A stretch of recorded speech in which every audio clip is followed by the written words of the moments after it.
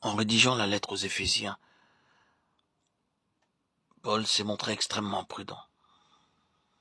La conception erronée de cette œuvre subjective comme étant purement personnelle risquait de se faire jour.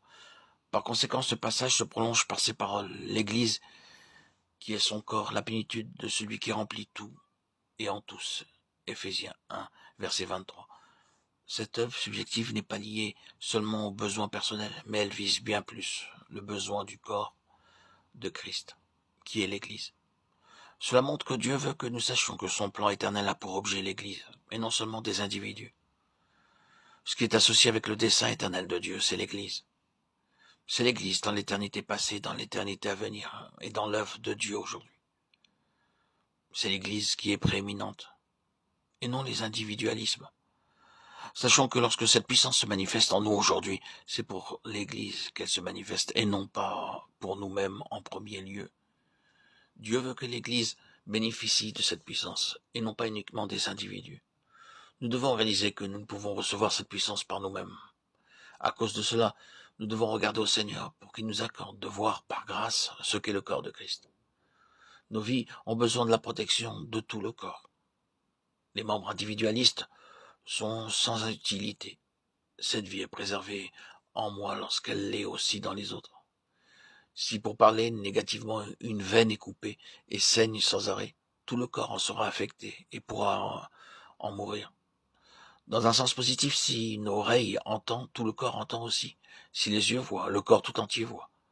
Ce que reçoit un membre, tous les autres membres l'ont également. C'est pourquoi nous devons apprendre à vivre dans le corps. Apprenons à ne pas penser que nous avons une position plus élevée que les autres. Apprenons à estimer l'Église et apprenons à marcher avec tous les enfants de Dieu. Si nous le faisons, nous expérimentons que le corps est un instrument pour préserver la vie. Paul a déclaré l'Église qui est son corps, la plénitude de celui qui remplit tout en tous. L'infinie grandeur de cette puissance est l'expérience de ceux qui savent ce qu'est l'Église. Ceux qui ne voient pas l'Église et qui n'ont pas renoncé à eux-mêmes ne pourront pas expérimenter cette grande puissance. Pour cette raison, lorsque nous parlons de l'œuvre subjective de Dieu en nous, nous devons considérer que l'Église est une entité et non pas un ensemble d'individualités. Que le Seigneur ouvre nos yeux afin de pouvoir réellement voir ce que Dieu fait en nous. L'infinie grandeur de sa puissance ne vient pas en nous comme une grâce de plus. Elle s'expérimente par le moyen de la vision. La question fondamentale est donc la révélation. C'est en voyant, car l'entendre seulement est de peu d'utilité.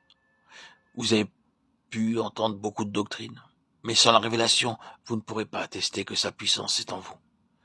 Ce que vous avez entendu sera semblable à un exposé morne sans jamais pouvoir le vivre. Que le Seigneur nous préserve de ces mornes accumulations doctrinales.